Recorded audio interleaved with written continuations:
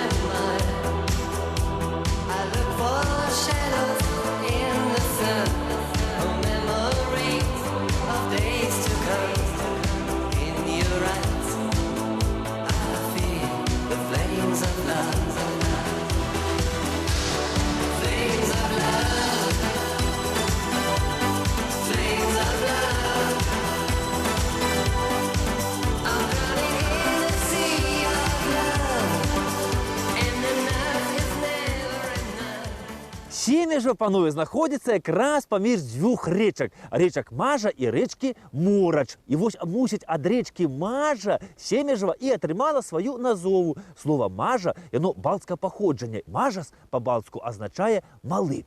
Ну, а Морач таксама балцкае слово і азначае сырасць. І, мусіць, першыя людзі, якія сюды прыйшлі, ну, не захацелі браць назову ад рэчкі Морач, ну, сырыя, маўляў. А лепш узялі назову ад рэчкі Мажа, малыя. Ну, як яно было, Бог яго ведае. Ну, а можа, ім проста слова Мажа больш спадабалася за слова Морач, таму і назвалі сваё паселішча Мажава, ну, а пасля Семежава.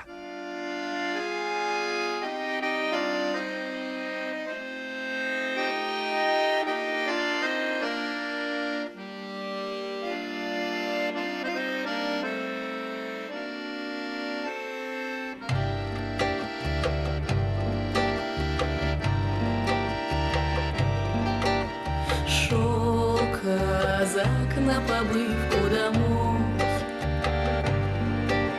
шел лесом дорогой прямой, обломилась доска, подвела казака и искупался в воде ледяной. Обломилась доска,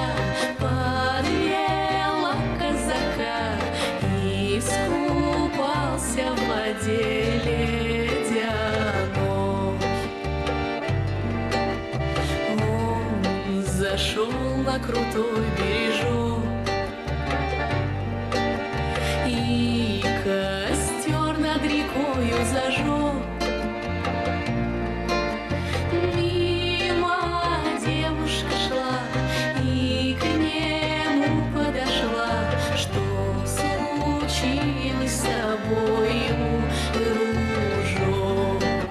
Мимо девушка шла и к нему подошла. Что случилось с тобою, дружок?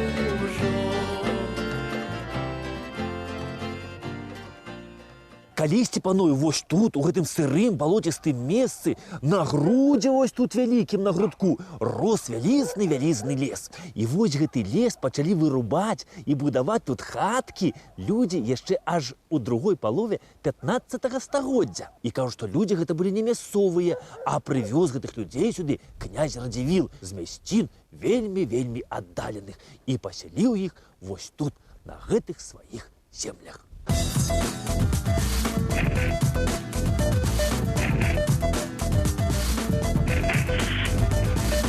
Што гэта за людзі такія былі? Ці яны самі згадзіліся пераехаць вось у гэтыя мясціны да нас на Беларусь? Ці іх князь Радзівіл пад прымусам сюды прывёз?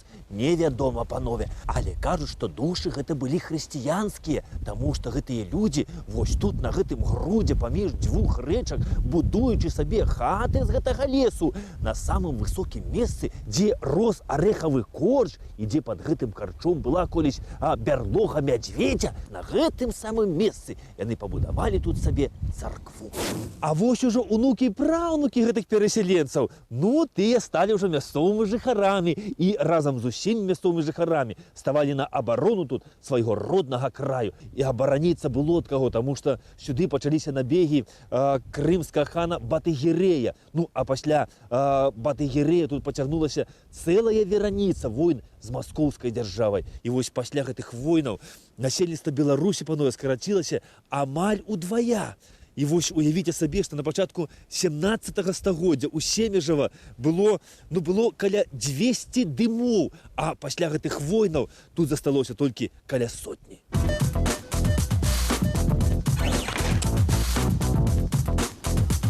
Але самае страшнае, панове, вось тут адбылося ў 1706 годзе падчас вайны са шведамі.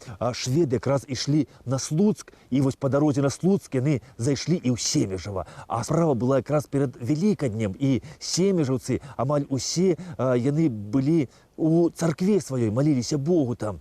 І вось, калі шведы ўварваліся ў царкву і ўсіх пазабівалі там. І засталася ў жывых толькі адна дзяўчынка. І вось кроў, кажуць, з гэтай царквы у рэчкі Мажа і ў рэчку Морач цякла проста раўчакамі. А пасля шведы пайшлі па вёсцы, па Семежава і забівалі ўсіх, хто трапляўся ім на вочы. І вось пасля гэтай разні у Семежава амаль нікога не засталося.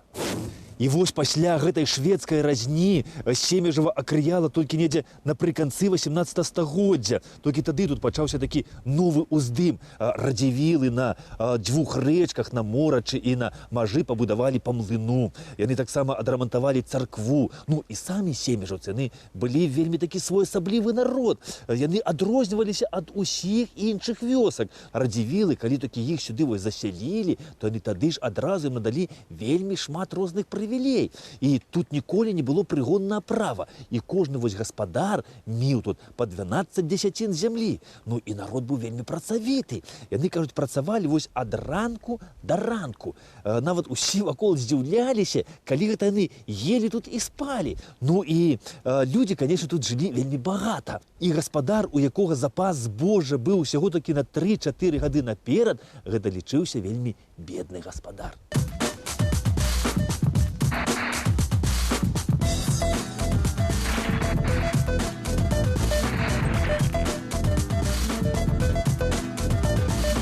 Умелі тут людзі добра папрацаваць, умелі тут добра і пагуляць. Кажуць, вельмі хораша тут гулялі вяселле. І вяселле цягнулася тут цэлы тыдзень. Тут нават такую прыказку склалі: гуляем ад нядзелі да нядзелі, каб нас людзі паглядзелі. І вось тут цікава, значыцца, вяселле так праходзіла. Спачатку гулялі ў жаніха, пасля гулялі ў нявесты, пасля ўсіх па чарзе запрашала блізкая радня, ну а сканчалася вяселле ўжо ў хросных. Спачатку ў хросных жаніха, а пасля ў хросных нявесты. І вось пры гэтым тыдні гулянкі, вяселля тут ніколі не было заўважана ні одна п'янага. Уяўляеце сабе? І тут у Семежа на вяселлях ніколі не было ніякіх ні сварак, ні боек. Моя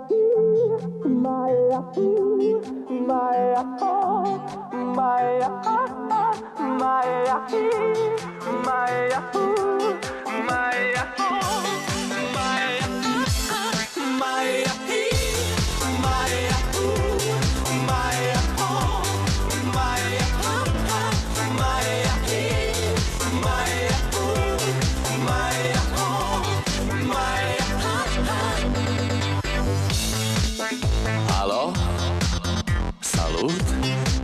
Sunt eu, un haiduc și te rog, iubirea mea, primește fericirea. Alo, alo, sunt eu, Picasso, ți-am dat bip și sunt voinic, dar să știi, nu-ți cer nimic. Vrei să pleci, dar numai ei, numai ei, numai ei, chipul tău și dragostea din tei, mi-amintesc de ochii tăi, ei.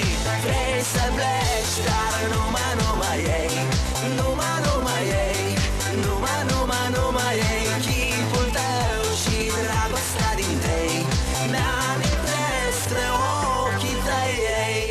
А кіраваў вёскаю тут Войт. І вось Войта тут выбіралі самі семежаўцы, а не назначалі паны Радзівілы зверху, як у іншых месцах. Ну, карацей, жыў тут народ такі своеасаблівы у сваёй такой семежаўскай рэспубліцы. Але былі тут, акрамя багатых, былі і жабракі, панове. Але жабракі былі тут таксама іншыя, чым у другіх месцах. Тут нават быў такі складзены свой жабрацкі цэх. Справа унікальна. Нідзе, а нідзе нічого падобна нават чуваць не было. І вось у гэтых жабракоў тут была і свая мова. І вось што цікава, што гэтая мова нават увайшла ў энцыклапедыі пад назоваю «Мова семежаўскіх жабракоў». Энцыклапедычная даведка «Мова семежаўскіх жабракоў» – адна з жабрацкіх умоўных моў. Была пашырана ў мястэчку Семежава. Запісана ў канцы 19 стагоддзя у малой ступені, што тлумачыцца нежаданнем носьбітаў выдаваць яе побочным людзям. Значную частку лексікі складалі вузкадыялектныя беларускія словы: сівар, холад, лог, чалавек. Агульныя беларускія словы зацемненыя устаўкамі ша, не шалека, замест недалёка, і суфіксам ім, тонкімны замест тонкі, прыстаўкамі бе, бетак замест так. Запазычані з іншых моў: клёвы, добры, цыра, зямля, махір, нож. Мова семежаўскіх жабракоў блізкая да умоўнай мовы польскіх арыштантаў, а таксама чарнігаўскіх і падольскіх жабракоў. Дарэчы, сваё роднае Семежава жабракі звалі Лухмінск, лічылі таксама па-свойму: 1 Йодзін, 2 Дзвіня, 3 Скір'я, а 100 д'якан Кур'езаў на д'якан. Патрапіць у гэтую арганізацыю, ці, як казалі раней, цэх, было вельмі непроста. Калі з'яўляўся новы кандыдат, збіраўся сход і вырашалі, браць яго ў сваю арганізацыю ці не браць. Першымі прэтэндэнтамі ў гэты жабрацкі цэх гэта, канешне, былі тыя, хто меў якія-небудзь там фізічныя недахопы, ну, ад нараджэння, хто быў там глухі, ці сляпы, ці крывенькі, ну, альбо хто атрымаў якія знявечанні. Ну, але вось матэрыяльнае становішча тут не мала аніякага значэння. У гэты жабрацкі цэх мог прыйсці чалавек як бедны, так і той, хто нават не задумваўся, дзе б яму і што пад'есці. Але вось паступіўшы ў гэты цэх жабрацкі, не адразу дазвалялі ісці жабраваць, а трэба было яшчэ адвучыцца ў старога жабрака-настаўніка аж 6 гадоў. Уяўляеце? Вот так сёння ў медінстытуце. І навучанне было платнае. За год трэба было заплаціць 60 копеек. І вось толькі адвучыўшыся 6 гадоў і здаўшы іспыты, можна было стаць семежаўскім жабраком. І давалі дыплом, ну гэта значыцца кій і жабрацкую торбу. І вось кажу, што ў гэтым жабрацкім цэху былі вельмі строгія законы. Вось за парушэнне ўнутранага статута жабракоў склікаўся сход, і парушальніку выносілі такое строгае вельмі пакаранне. Але самым страшным пакараннем гэта было, калі пазбаўлялі жабрацкай торбы на год і больш гадоў. І вось праіснаваў гэты семежаўскі жабрацкі цэх недзе аж да 1917 года. Ну, а пасля 17 года ўжо тут з'явілася столькі вакол жабракоў, што семежаўцы свой цэх вырашылі распусціць.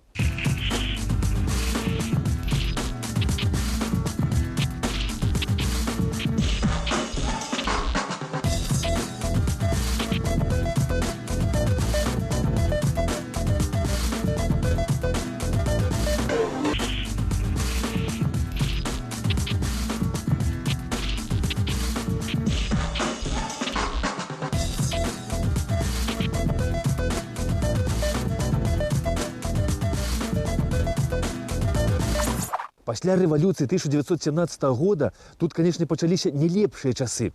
Спачатку тут усталявалася савецкая ўлада, пасля сюды прыйшлі немцы, пасля прыйшлі палякі, а ў 1920 годзе нашы хлопцы, не хочучы больш падпарадкоўвацца ніякай чужой уладзе, вырашылі тут адстаяць сваю незалежную Беларусь і ўзнялі тут на Случчыне і Капыльчыне паўстанне, якое ў падручнікі па гісторыі увайшло пад назвай як слуцкі збройны чын.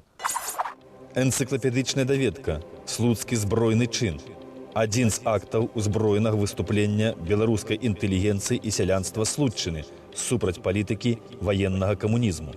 Была створана Беларуская рада Случчыны на чале з Пракулевічам. Першачарговай задачай было фарміраванне войска, для чаго былі створаны вайсковая тройка членаў рады на чале з Жаўрыдам. 21 лістапада Беларуская рада Случчыны выдала дэкларацыю, у якой абвяшчаліся мэты дзейнасці. Першае. Беларусь павінна быць вольнай незалежнай рэспублікай у яе этнаграфічных межах. Другое. Цвёрда стаяць за незалежнасць роднай Беларусі і бараніць інтарэсы сялянства ад гвалту з боку чужаземных захопнікаў. Трэцяе.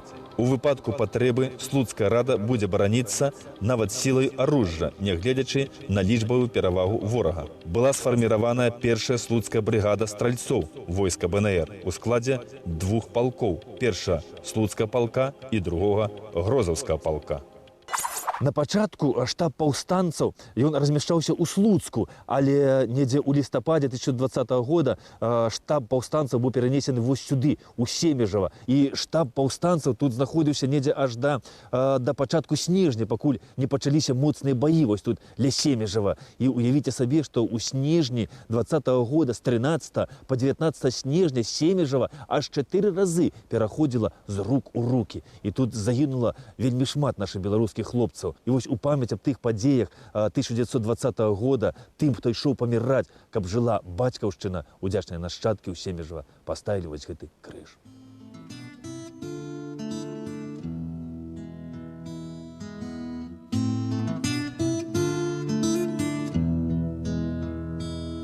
Магутны Божа, уладар сусветаў вялізных сонцаў і сэрц малых над Беларусяй, ціхай і ветлай рассып праменне свае хвалы.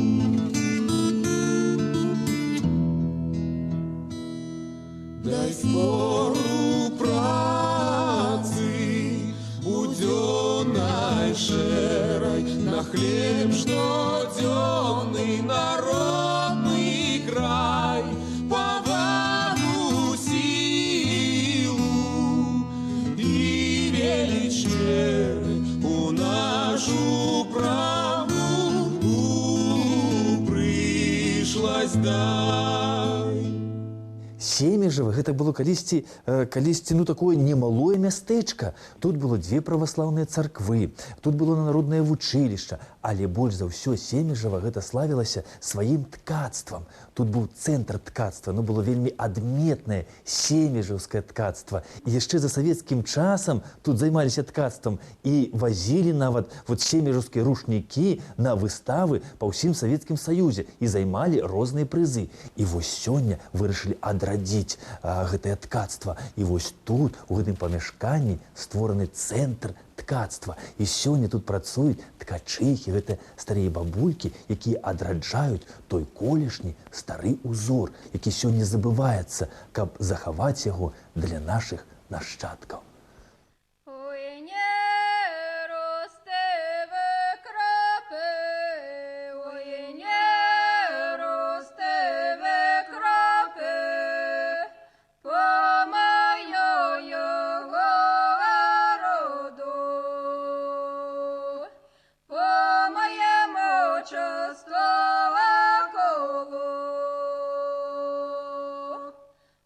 Не ходи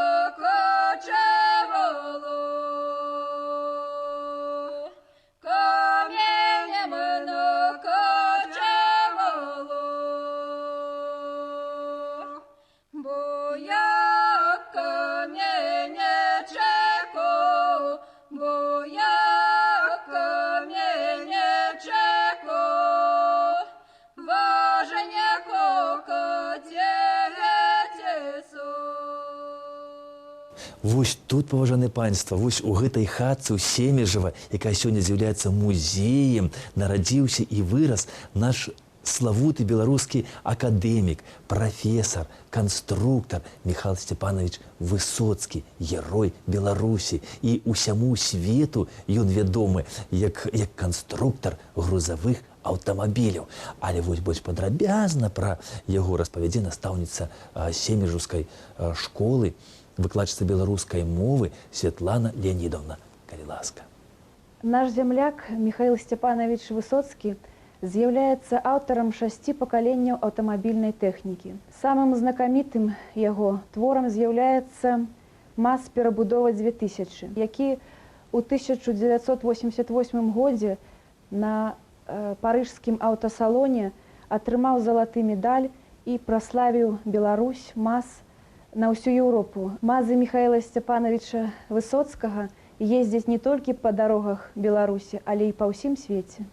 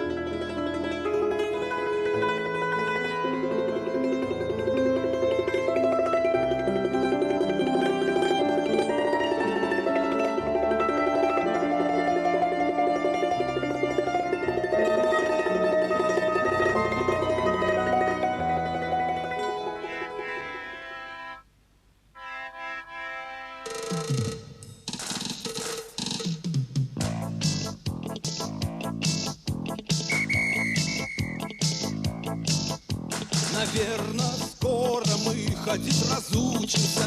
Уже привычка ездить в нас живет. Пройти пешком всего 2 шага мучимся. 100 километров на авто не в счет. Автомобили, автомобили, буквально все заполонили. Там, где вековая лежала пыль, свой след оставил автомобиль. Автомобили, автомобили, буквально все заполонили. Там, где вековая лежала пыль, свой след оставил автомобиль. Падчас шведскай вайны Семежава амаль цалкам было выразанае. Пасля слуцкага паўстання у Семежава пачаліся рэпрэсіі, якія цягнуліся доўгія гады. І семежаўцаў тут цэлымі сем'ямі вывозілі ў Архангельскую вобласць. Цяжка тут прыйшлося і падчас другой сусветнай вайны. Але вось Семежава выжыла і жыве, бо, мусіць, тут, панове, знаходзіцца адна з жылак нашай вечнай, невычарпальнай беларускай крыніцы жыцця. Да пабачэння!